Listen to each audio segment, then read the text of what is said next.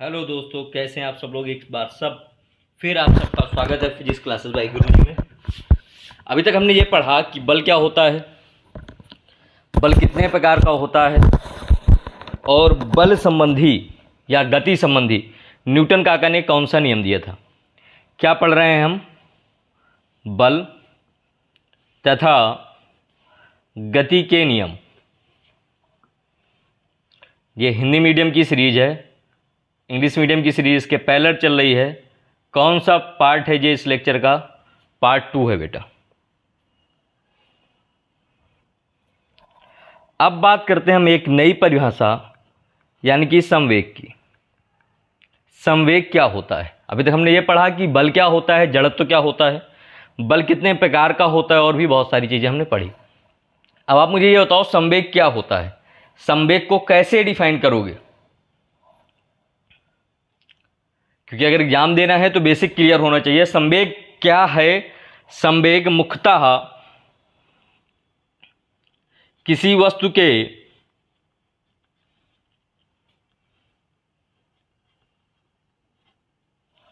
वेग तथा द्रव्यमान के गुणनफल को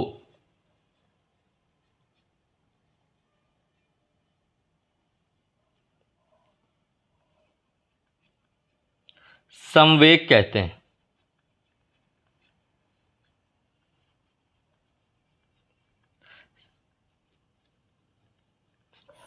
क्लियर हुआ? तो संवेग बराबर, यहां से अगर मुझे कोई बोले कि संवेग बराबर लिखें, तो संवेग बराबर मैं क्या लिखूंगा, क्या इसका फॉर्मूला निकालूंगा?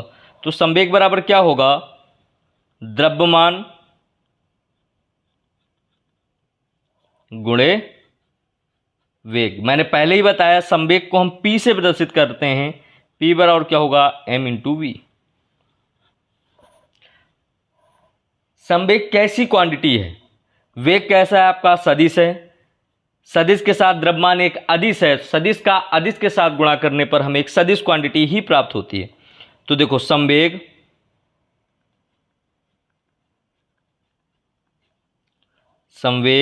एक सदिश राशि है।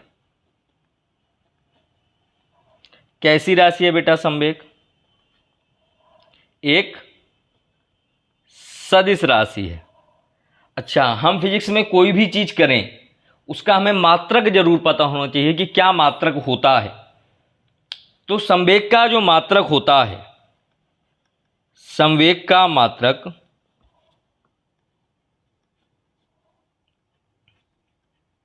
किन किन बातों पर निर्भर करेगा? द्रव्यमान, द्रव्यमान का मात्रक क्या होता है? किलोग्राम। वेग का मात्रक क्या होता है? मीटर पर सेकेंड। तो इसका मात्रक क्या हो गया? किलोग्राम मीटर पर सेकेंड हो गया। क्लियर है यहां तक? चलिए, इस संवेग के आधार पर जो हमारे न्यूटन काका थे, बड़े शरारती थे। इस संवेग के आधार पर न्यूटन काका ने एक नियम दिया, जिस नियम का नाम है Newton second law of motion, Newton द्वारा गति का द्वितीय नियम। ये क्या होता है? उन्होंने ये बताया कि किसी वस्तु के संवेग परिवर्तन की दर, किसी वस्तु के संवेग परिवर्तन की दर लगाए गए बल के अनुक्रमानुपाती होती है। न्यूटन गति का द्वितीय नियम।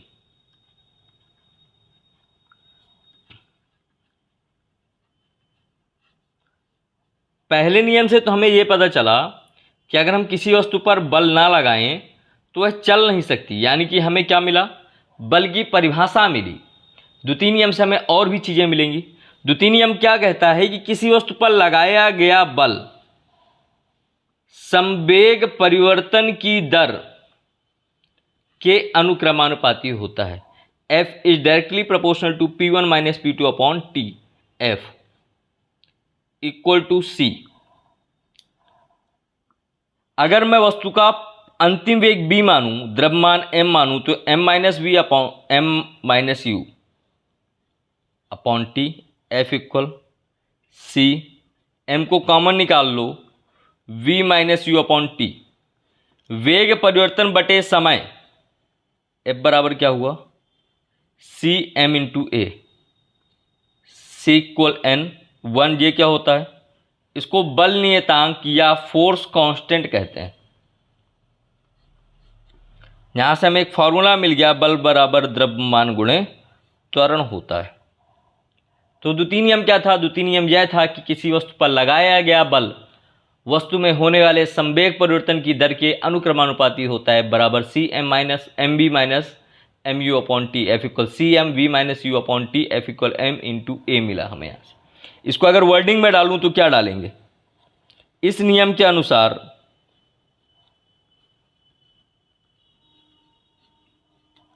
इस नियम के अनुसार वस्तु पर लगाया गया बल, वस्तु पर लगाया गया बल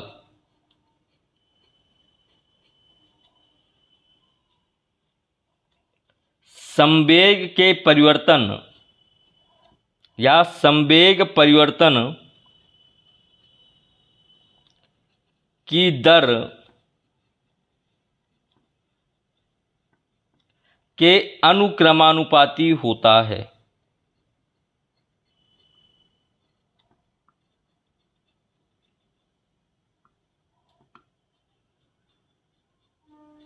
किसके अनुक्रमानुपाती होता है, लगाए गए बल के अनुक्रमानुपाती होता है। क्लियर है यहां तक। अब जो वेग परिवर्तन की दर है या वेग परिवर्तन संवेग का परिवर्तन है, इसको क्या कहोगे आप, एक नई क्वांटिटी यहां पर इंट्रोड्यूस हुई जिसका नाम था आवेग।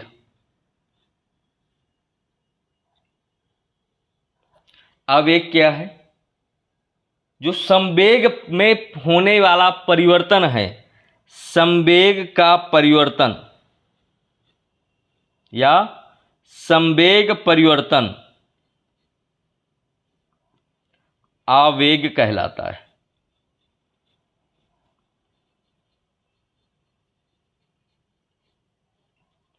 संवेग परिवर्तन क्या कहलाता है बेटा, आवेग कहलाता है। फॉर एग्जाम्पल,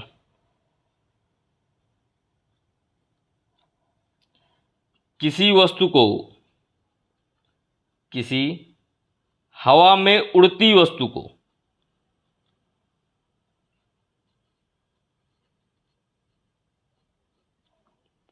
पकड़ना, ये इसका एग्जाम्पल।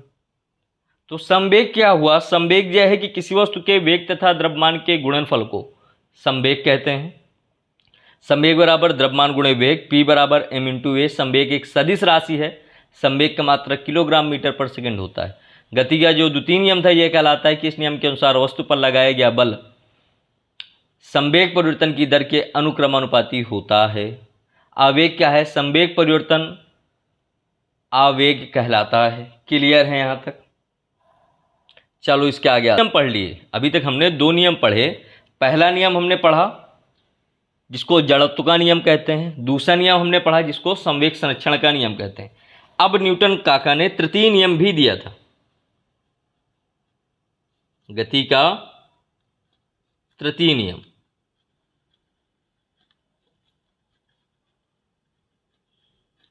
इस नियम को क्रिया प्रतिक्रिया का नियम भी कहते हैं।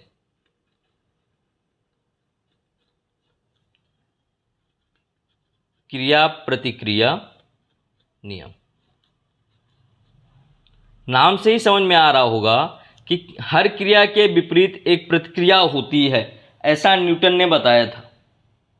हर क्रिया के विपरीत एक प्रतिक्रिया होती है, ऐसा न्यूटन ने बताया था। देखो, इस नियम के अनुसार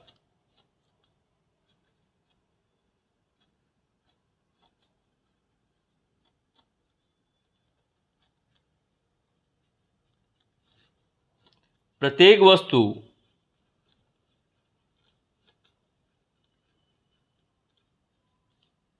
में यदि कोई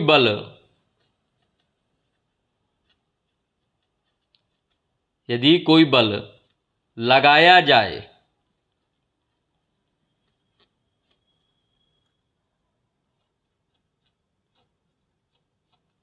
तो वस्तु भी लगाए गए बल की विपरीत दिशा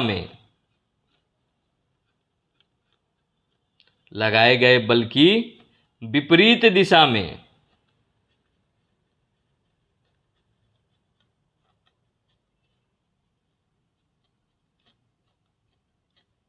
एक बल लगाती है।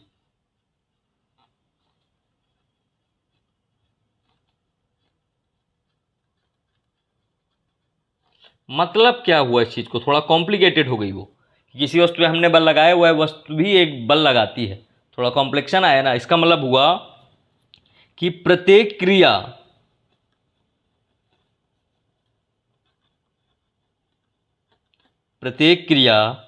के विपरीत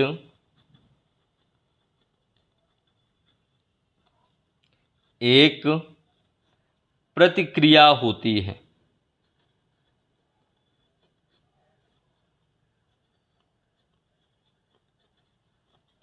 प्रत्येक क्रिया के विपरीत एक प्रतिक्रिया होती है। ये हमारा न्यूटन का थर्ड लॉ हो गया। इसी आधार पर एक और नियम दिया गया जिसको बोलते हैं संवेग संरक्षण का नियम। क्या बोलते हैं? संवेग संरक्षण का नियम। ये क्या था? यदि किसी वस्तु पर या किसी सिस्टम पर कोई बल ना लगाया जाए तो उसका जो संवेग होगा वह अपरिवर्तित होगा। देखो क्या था?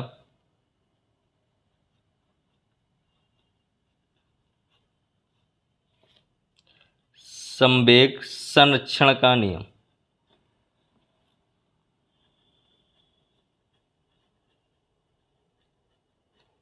बहुत सिंपल भाषा में इसको समझो कि किसी वस्तु में संवेग में होने वाला परिवर्तन वस्तु पर लगाए गए बल पर निर्भर करता है। क्या हुआ? किसी वस्तु के संवेग में होने वाला परिवर्तन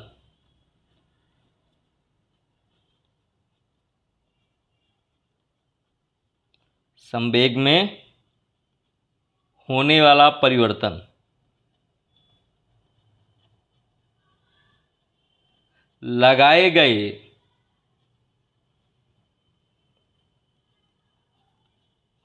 बल पर निर्भर करता है।